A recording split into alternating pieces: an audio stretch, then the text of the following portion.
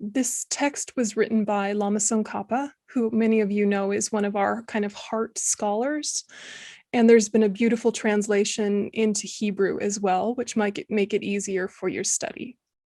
So the text that we're using is like the pith. It's the main points of the whole Dharma path.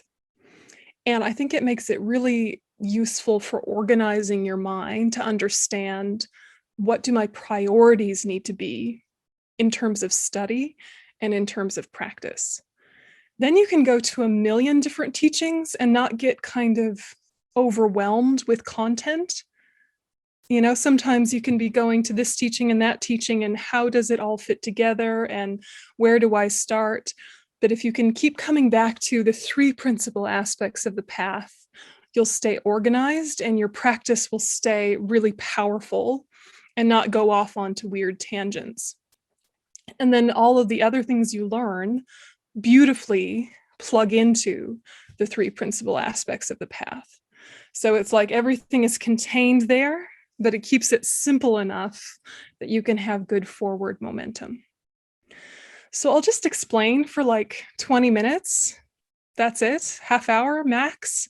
And then I'm going to open it up for group discussion so that you can all talk together at full speed in Hebrew about how do we actually take these teachings into our life. And then we'll have a little break, and then I'll lead a meditation. And next week, then it will be student-led, but I'll be supporting the students with structures and outlines so that it's really accurate. So that's what we'll do, and I think that it could really work out well. It's yours to decide. So I'll help us set our motivation by using refuge and bodhicitta. So just take a minute, ground yourself, settle into your space, settle into your body. And connect with the meaning of these words. Sanghe chudam sogi chunam la janchu padu dane kapsuchi dagi chunyan gi pe sonam gi rola penche sanghe drupa sho sanghe chudam sogi chunam la janchu padu dane kapsuchi Dagi chunyan gi pe sonam gi drola penche sanghe drupa sho sanghe chudam sogi chunam la janchu padu dane kapsuchi dagi chunyan gi pe sonam gi drola penche sanghe drupa sho. And letting the motivation sink in.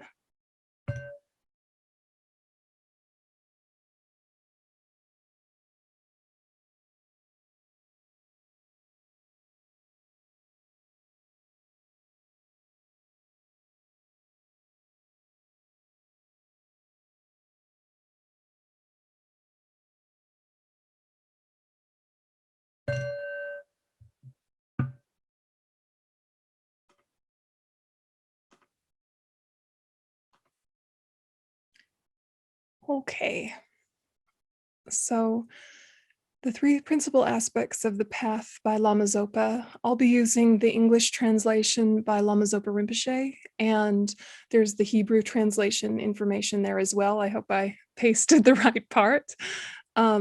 Give me Hebrew connections and corrections afterwards if I made any mistakes. The main sources that I really recommend you look at outside of class, if you're really interested, is Cutting Through Appearances by Geshe Lundrup Zopa and An Offering Cloud of Nectar by His Eminence Chöden Rinpoche. So these two texts have so much information about this prayer, and it's really traditionally presented, but very accessible at the same time.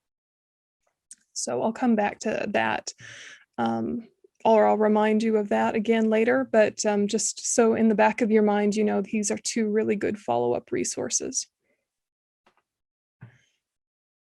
So the three principal aspects of the path was expounded by Venerable Manjushri, and it possesses the three preliminary parts of a treatise. So you'll see this pattern again and again, where there's an expression of homage at the beginning of the composition. There's a pledge or a promise to compose. And then there's a part urging the disciples, the students, to listen. So all the traditional texts seem to start in this similar way. And to say that it was expounded by Venerable Manjushri means that Lama Tsongkhapa, the author, he was in connection with Manjushri, the Buddha of wisdom, and got these teachings directly from him and was inspired by him when he wrote them. So there's a deep connection with the wisdom side of the path related to this practice. And then there's the first line, which is the expression of homage, which is all about the guru. And it says, I bow down to my perfect gurus. His Eminence Chöden Rinpoche explains, with this line, homage is expressed for the gurus. Although there are many objects towards which we express homage or respect, such as the Buddhas and Bodhisattvas, here respect is offered to the gurus. Why is this? Since the guru is like the representative of all Buddhas, any expression of homage towards the guru becomes an expression of homage toward all Buddhas and Bodhisattvas. Also, if we were to express our homage to one particular Buddha, this expression would be directed only toward that particular Buddha and would not become an expression of homage to all Buddhas. For this reason, here, homage is expressed for the guru. So this is an important point. All of you know this point. I think that from a Tibetan Buddhist perspective, the guru is seen as like the light shining, dispelling darkness, or like all of the Buddhas are like the sun, but the guru is like the magnifying glass that concentrates the gaze and brings it directly to you. The teachers are like more kind than all of the Buddhas because they're the ones who explain it to you directly and personally. The gurus are the mouthpiece for the Buddhas. So in the sutra perspective, we're really trying to adopt this attitude that whoever is teaching, while they're teaching, we hear it as personal advice. But if they're not our teacher, if they're not our guru, we don't have to go beyond that. We don't need to kind of adopt any kind of mental gymnastics that sees that they're perfect or that they're pure or that they're amazing. We don't need to mix sutra and tantra together at the beginning. We don't need to mix in-person classes with out-of-class time socializing. We can keep it actually really tidy. And this is more useful, I think, because then you don't fall into strange relationships or strange social traps where you're trying to make someone who's an ordinary person into something that they're not. But you're still recognizing that this person has education and they have continuity of practice, and that makes it useful for you to hear the Buddha through them. So if you listen for personal advice, you will hear personal advice from the Buddhas to you through this ordinary person. And it can be a very powerful way to actually make the teachings connect with you. So if you hear the teachings as like, I've heard this a million times, I already know, or I think my friend should hear this because they're really stressed out or they're really difficult.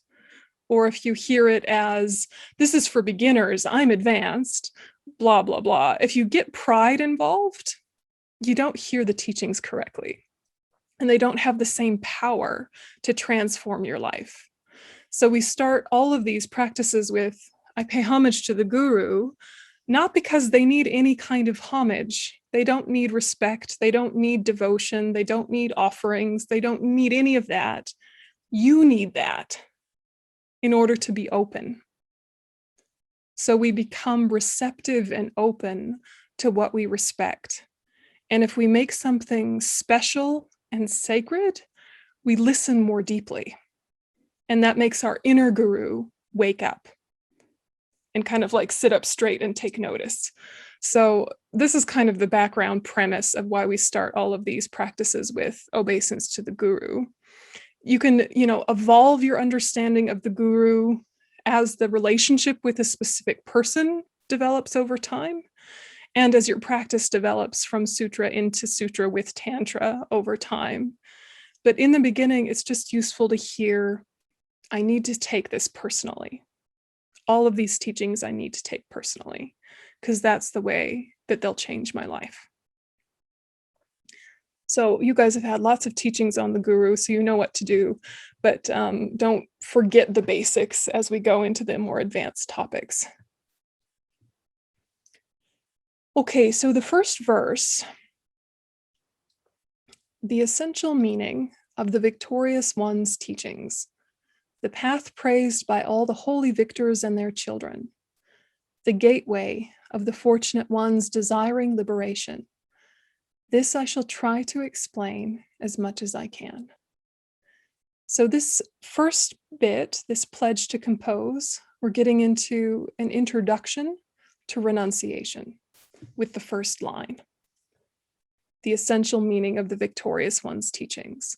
This is an introduction to the renunciation, because this indicates that renunciation is the heart meaning of all the discourses of the conquerors, meaning the Buddhas.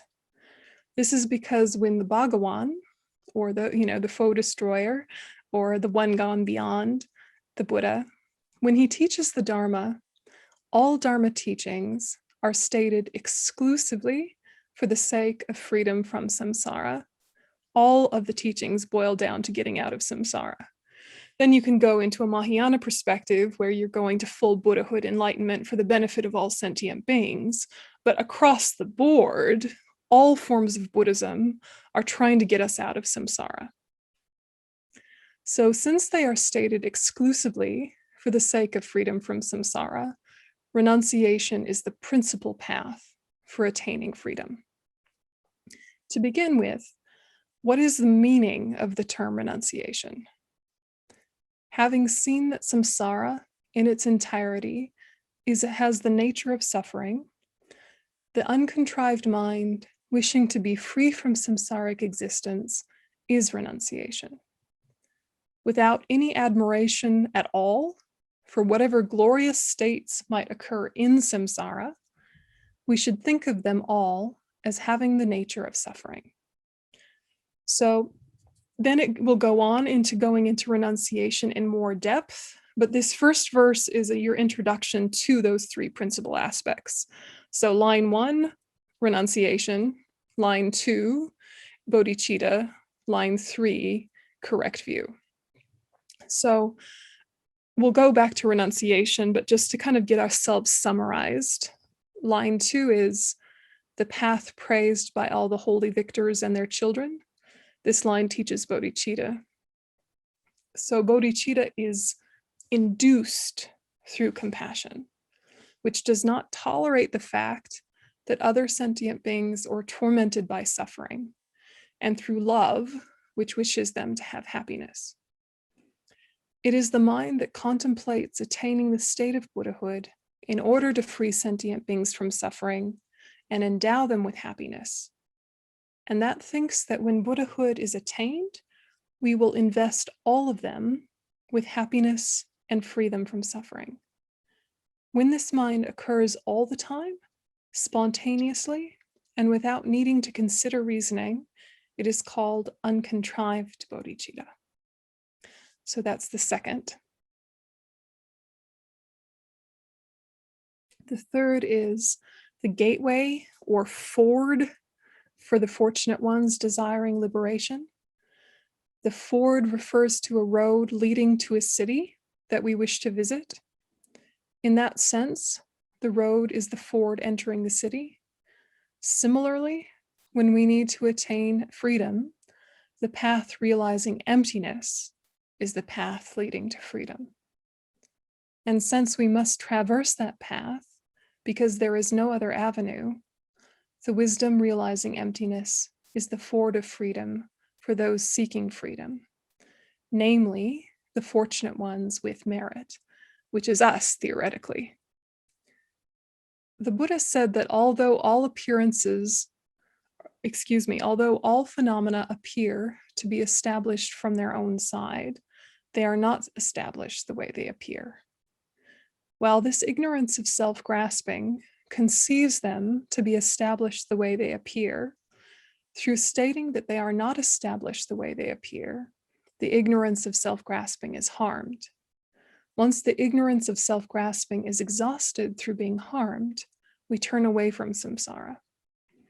In the opposite case, once the ignorance of self-grasping is supported by conceiving phenomena to exist the way they appear, we enter into samsara, or samsara is perpetuated. This I shall try to explain as much as I can, this last line. This is the actual pledge to compose through revealing the meaning of the text in brief. Venerable Manjushri imparted this advice to Je Rinpoche, Lama Tsongkhapa, acting as his spiritual guide. Je Rinpoche does not indicate any pride by saying, I know these things, I am a scholar. Instead, he states, although I do not know how things really exist, I will explain these matters according to the best of my understanding, by saying, this I shall try to explain as much as I can. So this is the kind of attitude that we want to adopt when we're listening and when we're explaining, that we have a really deep confidence in our Buddha nature and a really deep connection with our objects of refuge, while at the same time not having any pride.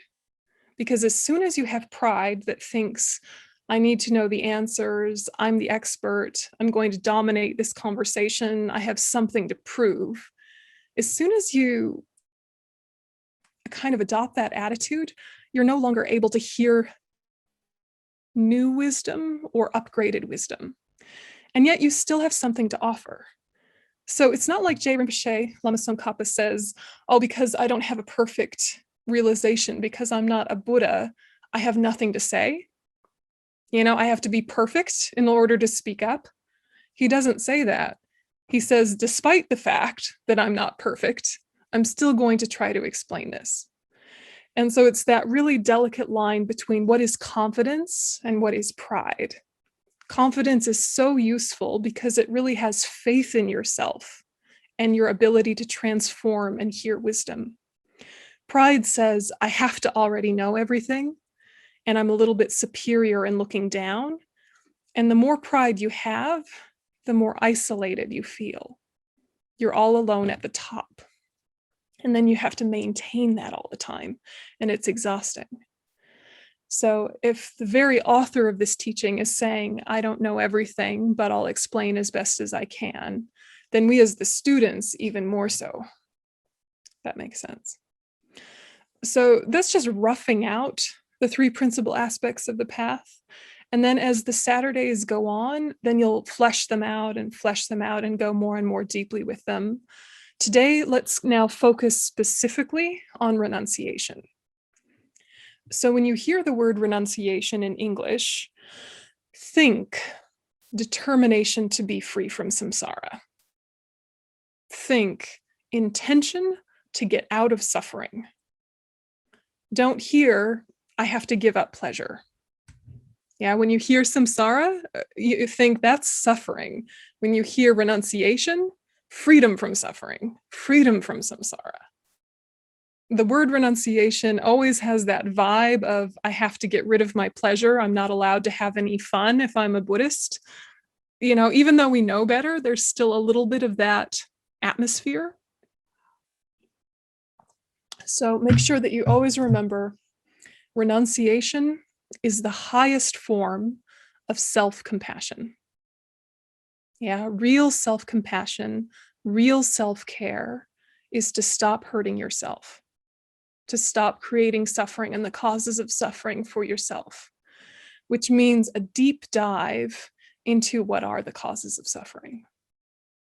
Okay, and so we'll do a meditation on this after you've had time to discuss, but just really, reinforce your understanding of what is renunciation. We're giving up pain. We're giving up pain and the causes of pain. And why it's difficult to understand is that temporary happiness feels like something to pursue. It really seems like a good idea to chase. And we forget again and again how unsatisfactory living in a chasing, hungry way is. And we're not stupid. If it didn't work at all, we wouldn't keep doing it. But it works just a little and temporarily, and it gives us intermittent reinforcement. Sometimes if I eat this cake, it makes me happy. Sometimes I eat this cake, it makes me sick. But it does sometimes seem to make me happy. So I'll keep trying. Maybe this will be the good time. Sometimes talking to this friend is enjoyable. Sometimes it's suffering. I'll just assume that there's still a chance for happiness from the talking and keep doing it. And every time we approach life in this way, we disempower ourselves because we forgot that the cause of happiness was our own mind, and we gave all the power to the external world. So renunciation is freeing yourself from those really problematic patterns of mind. So then there's really beautiful verses about this in the text, and I'll go through them just briefly, and then there'll be time for you guys to talk about it. So verse 2 says, "Those who are not attached to the pleasures of circling, samsara, who strive to make freedom and endowments meaningful, who entrust themselves to the path pleasing the victorious ones," meaning the Buddhas, "you fortunate ones, listen with a calm mind." So without wasting and rendering meaningless the attainment of a human existence that supports the 8 types of leisure and 10 endowments, these disciples render it meaningful. In order to make it meaningful, those who are endowed with the quality of confidence in the path pleasing the conquerors, meaning the 3 principal aspects of the path of the conquerors, are encouraged to listen with a very clear mind. So those leisures and endowments, this is the teaching on perfect human rebirth that you find in the Lam Rim tradition. And we don't have to go through each one of these specifically, but on one side you see the 8. So there are 4 conditions for a human life that make it nearly impossible to practice Dharma, and 4 non-human states which either have too much suffering or too much pleasure to have the mental space to engage with practice. So to have a perfect human rebirth, you're free from that list of 8. And then the 10 opportunities are framed in terms of what one has rather than what one is free from. So 5 are related to our own conditions, 5 are external conditions. So the summary of all this list is basically you have time and space and ability to practice whatever you want to practice, and we take it for granted.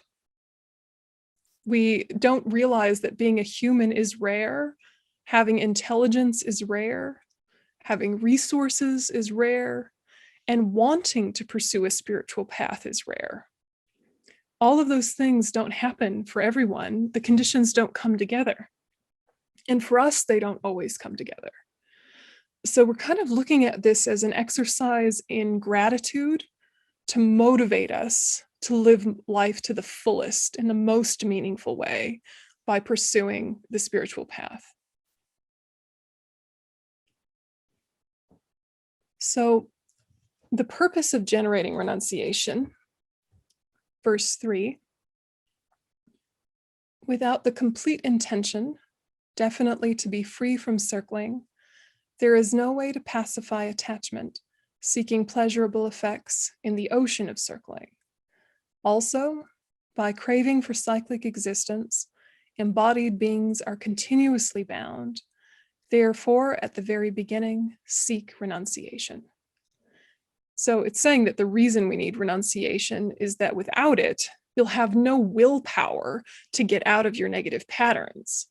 If you don't see how the appearances of this life and the appearances of future lives are all kind of ego obsessed and temporary and not useful, if we don't see that, we're never going to break the spell, and we're never going to pursue actually getting ourselves out of this mess.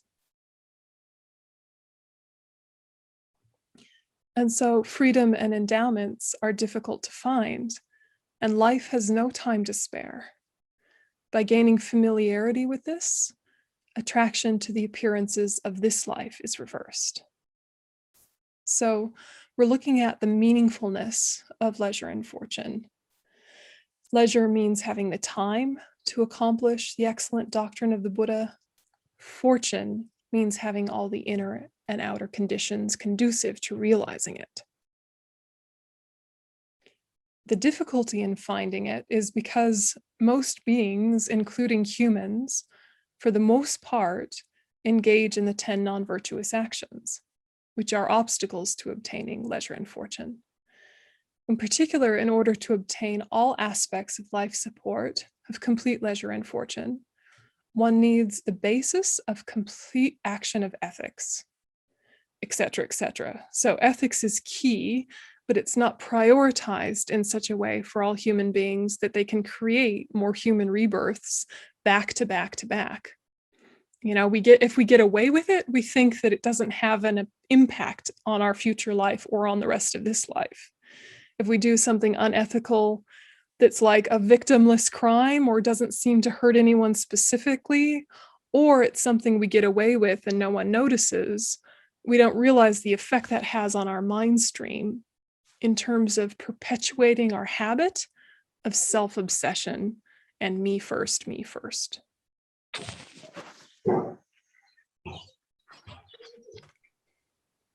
So by thinking over and over again that actions and their effects are unbetraying, and repeatedly contemplating the miseries of cyclic existence, attraction to the appearances of future lives is reversed.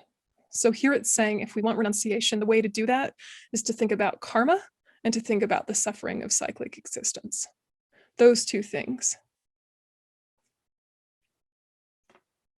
So that's what you guys will spend some time discussing, is really to say, okay, if I want to break a bad habit, I know that just telling myself that is not enough. You know, if you want to, I don't know, if you gave up smoking or you gave up this or you gave up that, just saying, don't do it bad, don't do it bad, not useful, right? You had to go back a few steps to, what do I think this is doing for me? Why do I keep doing it? And then you notice the short-sightedness of, it does have a temporary pleasure, but it has a long-term negative effect. You know, take smoking, for example, which, you know, is not the end of the world and is pretty ethically neutral, and don't be mean to people who smoke, and probably all of us smoked at one point. But, you know, like take that as an example where the short-term benefit is relaxation, some blissful experience, chance to take a break. You know, there's lots of benefits to smoking in the immediate. You know, there are immediate benefits, but the long-term effect is something that we pretend not to see because we want immediate gratification. Take that very benign, not big deal example to your habit of anger and your habit of attachment. You know, anger can be very satisfying in the moment when you express it. I told them, I showed them. Or attachment, getting what it wants. You feel so kind of fulfilled and nourished and pleasurable. But when your drives are those two sides of things, attachment and aversion, it creates a habit of discontent. It means that your mind is always pushing and pulling and pushing and pulling, and you're going back and forth between too much and not enough, and you're never satisfied. And so to develop renunciation, you take a few steps back and you think, because of not having a long view of my own self and my impact on society and people around me, I do things that are not totally ethical, which plants the seed for suffering in my future. Yeah. And that suffering in my future is the opposite of what I want. But whenever I do suffer, I generate more habits to try and soothe myself, which actually create more causes for suffering. So it's like we do the opposite of what's going to give us happiness. Trying to get happiness, we get suffering. So if instead we can have that longer view that says, I can actually use a little bit of suffering in a good way, with some reframing, with some mindfulness and centeredness, and the suffering will finish and lead to happiness. But if I'm always at war with the present moment and trying to make it into something it really can't be in a stable way, if I'm trying to manipulate people and manipulate things to behave in the way I want them to, then I'm actually creating the opposite of what I want. I'm creating more suffering. So generating renunciation really depends on looking at karma and looking at suffering. It also relies on valuing your human life and wanting to make it meaningful, rather than just a life spent with moving from entertainment project to entertainment project. It's like, it's not a terrible, terrible thing to waste your whole life, but it is a little bit terrible if you know better and you can do more. It actually becomes really embarrassing to waste a life with so many opportunities that we have right now. So the perfect human rebirth side of looking at renunciation is to get you out of depression. It's to make you have kind of this feeling of wealth and abundance, so much that you're like spilling over and want to share everything that you have because you feel so rich with the amazing opportunities you have right now. And you have this perfect balance of a life that has had some real struggles. And so you're motivated to not want more of that. You have empathy for others who have that. At the same time, you have health and independence and resources to pursue whatever you want to pursue. But you're not like in the 1% billionaire status where you're drunk with pleasure and so separated from the sufferings of regular people that you just ignore them. It would be really unfortunate if we were in a godlike realm, or if we were in the 1% billionaire realm in terms of our spiritual practice, because we'd need to have such a strong mind to stay altruistic. But we're close enough to suffering to remember suffering and to be able to see suffering and want to help alleviate suffering for ourselves and others. So perfect human rebirth, you're just looking at, yep, no, this is a good balance I have. Enough suffering and enough happiness. I have to use it for more than just being an animal. Yeah. Okay, so I'm going to turn it over to you guys to talk amongst yourselves, and I'll come back after the break. And I think the useful thing to do is, if you could facilitate, are you going to facilitate? Yeah. She said yes. She said yes. Okay. And basically it's just to keep you from talking over the top of each other too much. So so you can all take turns facilitating. But what I want you to discuss is, how do you apply renunciation? Why do you apply renunciation? And it doesn't have to be perfect Buddhist answers. I want you to really look deeply within yourself. How do you develop it? Why do you develop it? Basically, what's the point of that topic? And just kind of make it really personal. Okay. So I'll turn it over to you guys, and so you can unmute yourselves, and those of you that are together in the Gampa, come closer to a computer screen so that you can see the people that are online in their homes, and just see how it goes. And I'll come back after the break.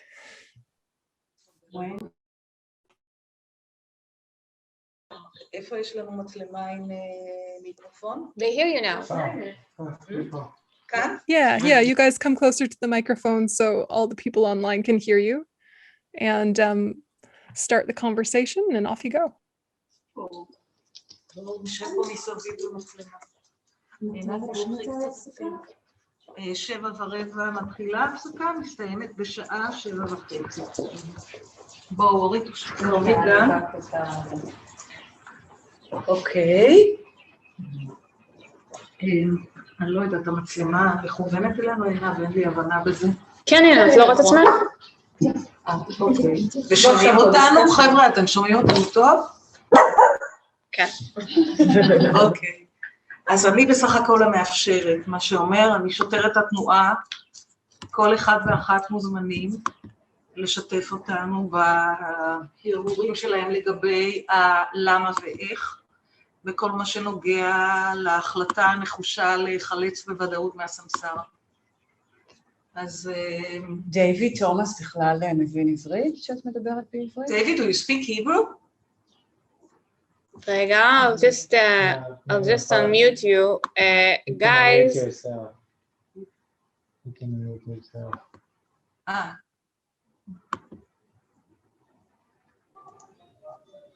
ערב טוב. כן, אני מבין עברית היטב, אני 40 וכמה שנים בארץ.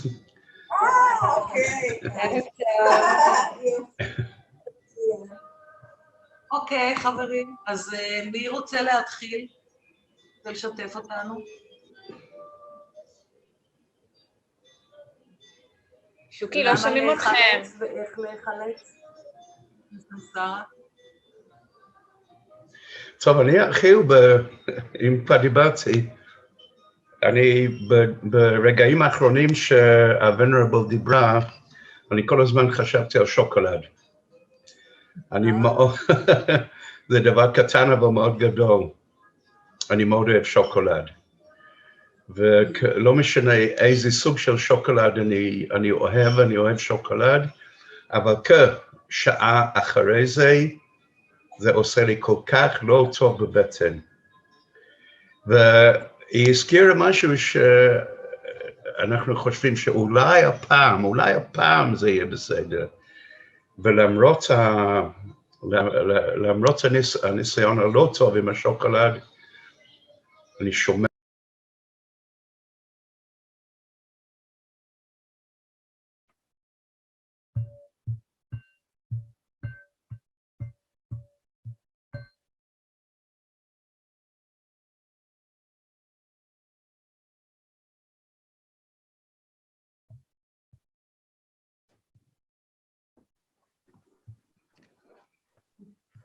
We're back. Hi, Venerable. We're back. Hello. Have you had your announcements? Do you need to make announcements first? Yeah, a short one. First of all, just to... Can I talk in Hebrew, by the way? Yeah, unless you're talking to me. You know the schedule. Right. חברים, מה שחשוב לי מאוד מאוד לומר, זה רגע, דיוויד, ישים את האוזניות. אוקיי, וגם שוקי, מאיר היקר, עכשיו רואים אותו סוף סוף.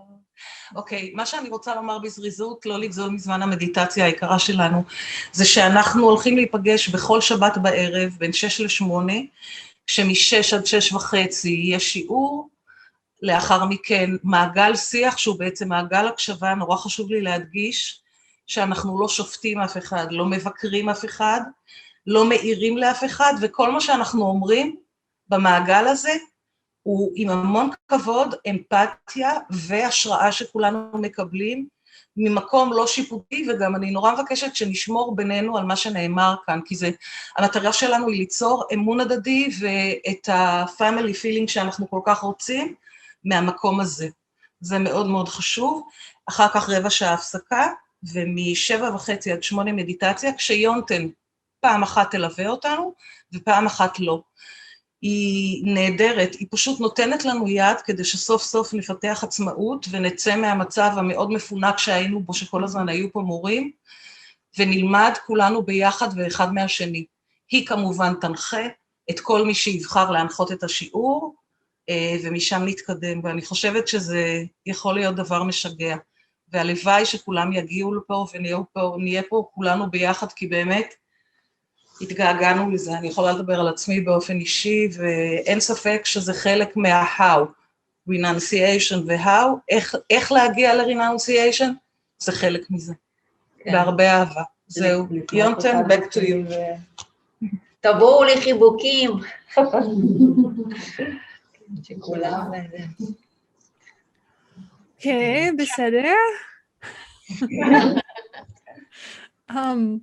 Okay, so it's an experiment, right? It's an experiment, and it's really a way for you guys to feel connected to each other in your practice, so that you feel like you have lots of teachers, but you don't need them there all the time to hold your hand.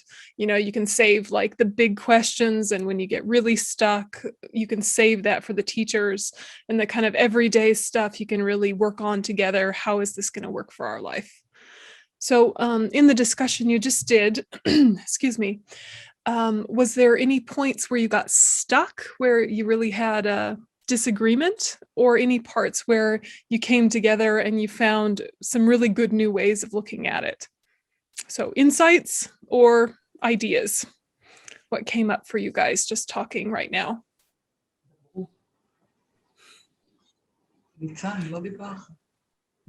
Paul can be the spokesperson this time, and then next time someone else. Mainly insight, you know, and ideas we got from just listening to other friends. You know, it can really inspire you, because first of all, you see you're not alone. We all have the same problems. Let's start with that. And we all really want to get rid of our problems. And, you know, from there, on how to do it, we have a long way to go. I can say, hi.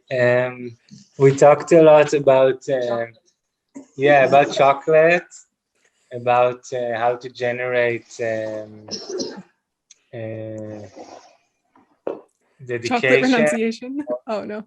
No, how to to do a lot of dedications, and then it diffuses the ego, and it like shows the path if you dedicate a lot. And also and it's still very, very difficult to find it in the day-to-day life, because we're so focused on many other things, and to listen to the teaching and to find the Sangha and to listen to the people here is very helping to find back the path. Yofi. Venerable? Yes, si, senor.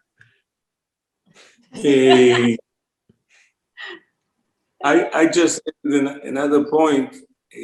I think that in English, renunciation is also described as definite emergence.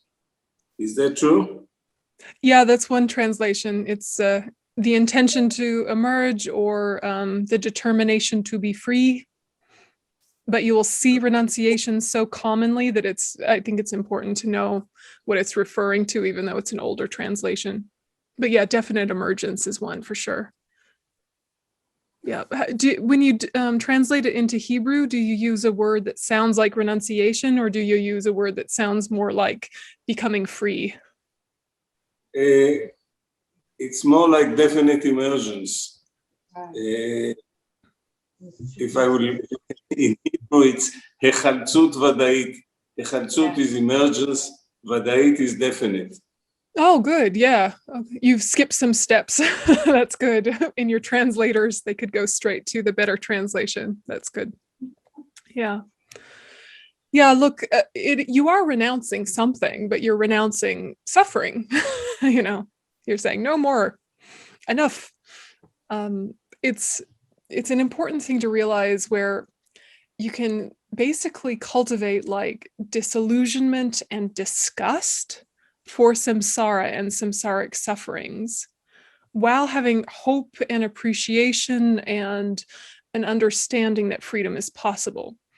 So it means that, like, when you're experiencing happiness, what you say to yourself is how wonderful it is that I was able to practice ethics in the past. How wonderful it is that, beneficial sentient beings exist as conditions. How wonderful it is that things came together for this joy. And you're trying to consciously change your association. So you can say, I'm so happy having this chocolate, but you're in the back of your mind, you're thinking, I'm so happy that chocolate is able to give me happiness because of my previous ethics. So it's just giving yourself a little bit more of the real story, the whole story, so that you don't give all the credit to the chocolate. And then if it doesn't work, you feel like nothing will work and you go into this devastated pit of despair because none of your ingredients for happiness are working. You no longer give the credit to the ingredients. You see, they're just conditions. It's just also when you are not focused on yourself. As I think this is what I took from this discussion. No matter what thought arises in your mind, the way to really connect to renunciation is putting your mind onto others, thinking if I have this enjoyment, may everyone have this enjoyment. Well, there are people who doesn't have this enjoyment. This is what Orit said that was so helpful. Because in the moment that you're so observed in yourself, then you will always think about how to soothe yourself and how to help yourself or how to avoid things to help yourself. And then renunciation is really not possible then. Yeah. Yeah. It's like renouncing self-grasping. Yes. Yeah. Exactly. Yeah, for sure. It's really just clarifying, where does the discomfort come from? And this whole time we've believed the whole wrong story. So it's not saying you're not allowed to get over suffering or to cultivate happiness. It's saying you can have more happiness, you can have less suffering. The way to do that is to stop creating the causes. So it really is a conversation of ethics. It's also, of course, a conversation of concentration and wisdom and, pathways to empathy. But if we don't have a foundational renunciation, it's very hard to build bodhicitta and to cultivate correct view, because we don't have like the momentum or the willpower, because it's sort of like, it's good enough. We've made our peace with it. Oh, they're suffering. I've made my peace with it. I see it as a lesson. I see it as a journey, and you just kind of like make it okay for yourself, which then limits your ability to go more deeply. So before we met a spiritual path, making peace with difficulty was very useful and good, and it was an important skill. There is death, that's poignant. I need to make peace with it. There is aging, there is sickness, there is all of these things. I make my peace with it. Things don't happen the way I want them to. There is disappointment. I make my peace with that. That's useful in the beginning, but then we have to go more deeply and say, why does that even happen in the first place? Does it have to? Does there have to be sickness, old age, death, not getting what we want, getting what we don't want, always going up, going down, going up, going down, nothing being stable, things not remaining in a kind of predictable way that we wanted them to? Is that inevitable? Because so far we've just assumed it was inevitable, like we had no choice. Things have to be that way. But in fact, they don't have to be that way. And that can really bring a lot of kind of joy. Like, I don't have to keep going through this. I don't have to keep hitting my head against the wall. How wonderful,